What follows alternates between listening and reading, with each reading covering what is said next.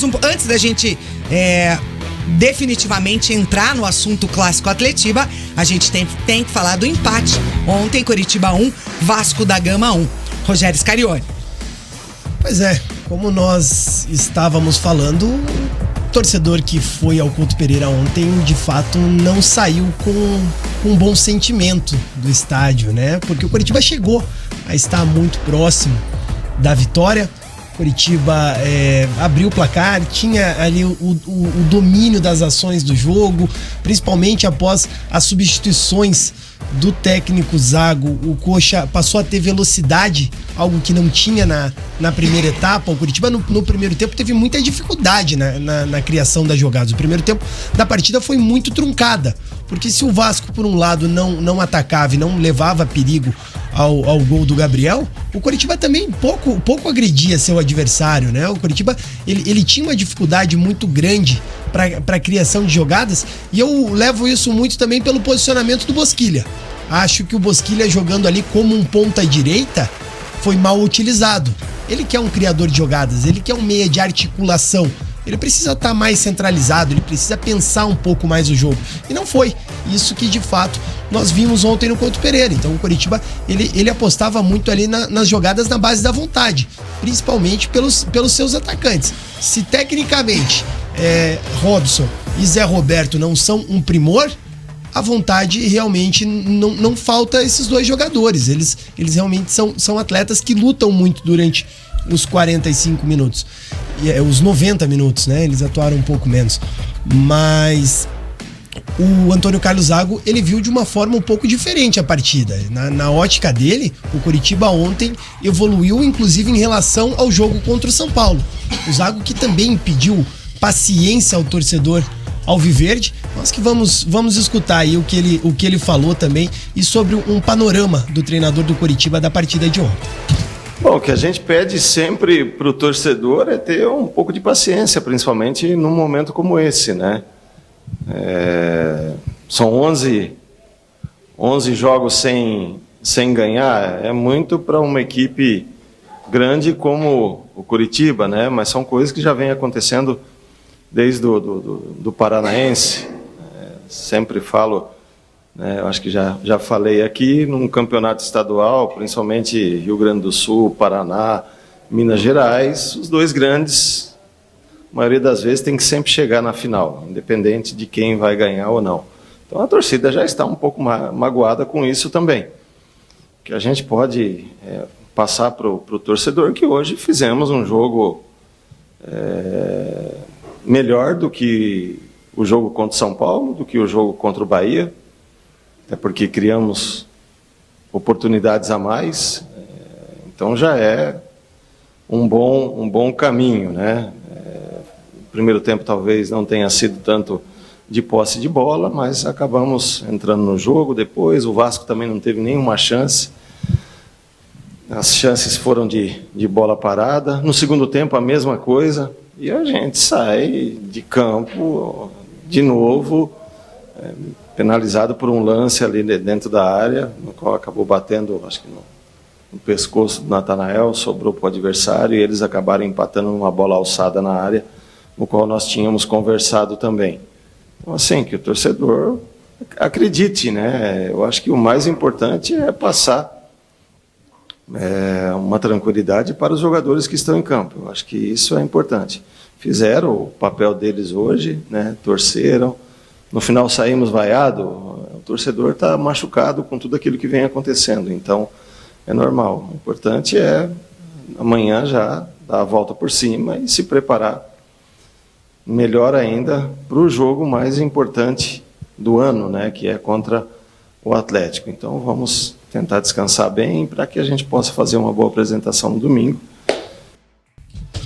Palavras do Antônio Zago, que também já está pensando no Clássico Atletiba agora, né? O Coritiba que volta as suas atenções à partida de domingo, e não podia ser diferente, né? Porque o Zago agora tem apenas 2 dias para trabalhar e ele vai ter que melhorar muita coisa nesse time do Coritiba. Vai. Precisa de muita coisa para esse time do Coritiba evoluir. E eu falei sobre isso ontem até. O que me incomoda um pouco é que o Coritiba melhorou contra o São Paulo, regrediu contra o Bahia, melhorou contra o Vasco. Será que vai ser assim? Essa gangorra? Essa gangorra, e principalmente jogando fora de casa, vai ser horroroso de novo. Mais um ano ruim. E jogando em casa não conseguindo vencer, que é o ano passado tinha de diferente. Porque ano passado vencia, pelo menos, em casa. E esse é o grande problema. Porque agora o Coritiba tem já 3 jogos em casa, 9 pontos disputados dentro de casa no Brasileiro e conquistou apenas 2 pontos. Perdeu um jogo, empatou os outros 2, daí chega fora de casa, tem um desempenho pífio de novo. Só que ano passado pelo menos ganhava em casa. E aí que tá o grande problema na minha visão. Né? Será que o Coritiba vai continuar nessa gangorra de jogar bem em casa, mas levar um golzinho no final? Né? Contra o São Paulo levou os 36, ontem levou os 34 no segundo tempo. Então me deixa um pouco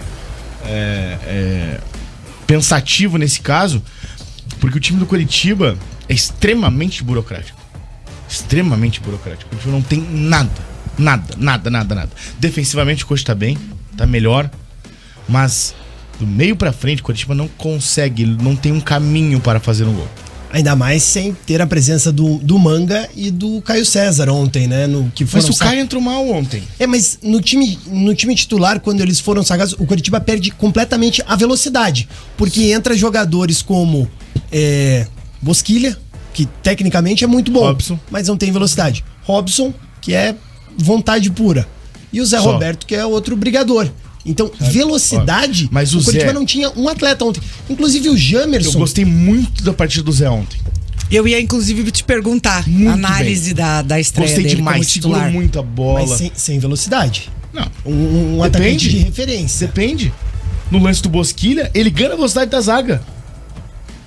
Ele tem o lançamento primeiro, ele escora pro Bruno Gomes lança de novo e ele sai correndo, ganha da zaga, bate travado com o goleiro e daí sobe pro Bosquilha. Essa disputa de espaços do Zé Roberto é muito boa. Sim. E ele tem uma proteção muito bom, né? Isso que me agradou. Como ontem ele teve facilidade, por exemplo, a dominar a bola no peito. Porque ele protege muito bem e o zagueiro não consegue antecipar ele em nenhum momento. É isso que me agradou a capacidade de ele conseguir segurar a bola. Mas não é um jogador com características de velocidade. Mas ele é o camisa 9, ele não é o jogador de criação, ele é uma referência dentro da área. Ter essa característica de ele velocidade. Pode jogar tranquilamente com o Manga e com o Caio César, ou com o Moreno, ou com... Né, sem a mínima dificuldade. Acho que inclusive o futebol deles encaixa muito bem. E a minha crítica ontem na escalação do Bosquilha foi que, se você quer jogar num 3-4-3, você quer colocar um meia de armação, você não vai colocar ele na ponta direita. E isso pra mim é uma coisa muito complicada, porque o Bosquilha não é um meia de armação com característica de mais velocidade, como é o Marcelino Moreno, por exemplo. O Marcelino Moreno, ele consegue ser mais veloz e consegue criar o jogo.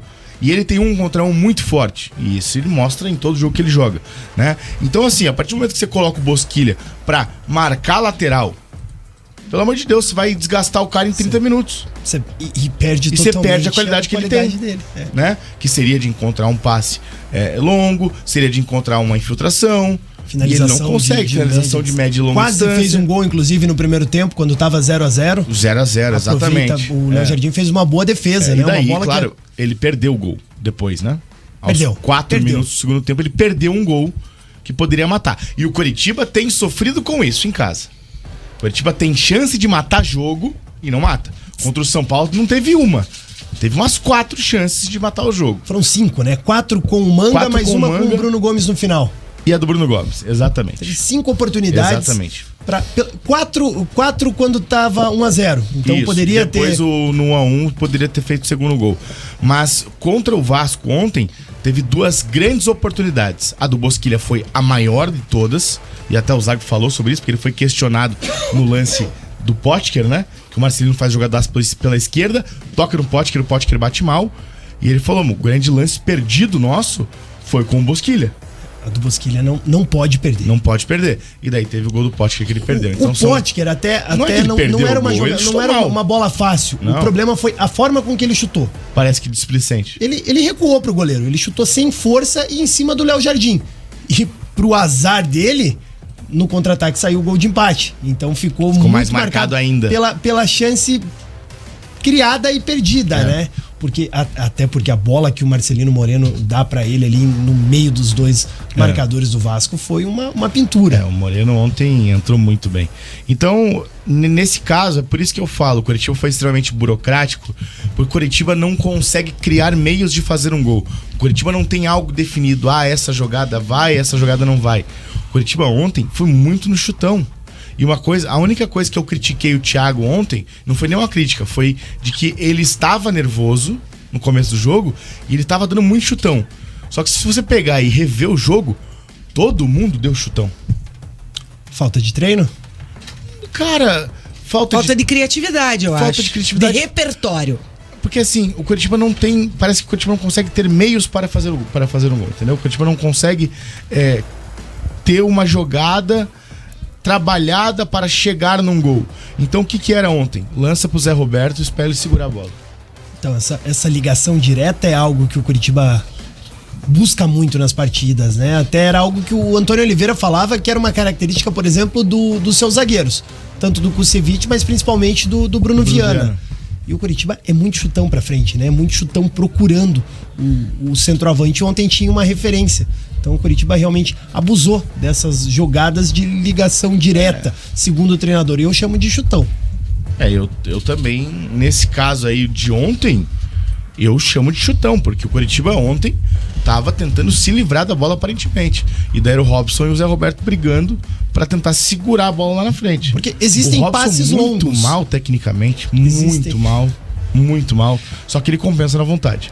Existem passes longos. Por exemplo, a bola do Bianchi pro Marcelino Moreno, que originou essa oportunidade pro Potker, foi um passe longo. Sim. Foi um passe ali mas de 20, 30 metros. Mas é completamente diferente. É diferente. Pra mim não foi isso que a zaga do Coritiba tentou fazer ontem. E aí eu não chamo de ligação direta. Uma coisa é o famoso afasta a bola. Outra coisa é o lançamento. Pra onde apontar o nariz, né?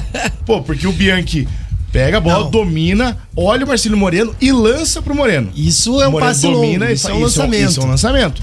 Agora, quando tá com o zagueiro meio pressionado, dá um chutão pra frente, Zé Roberto segura a bola, é lançamento? Não é. É chutão. Pergunta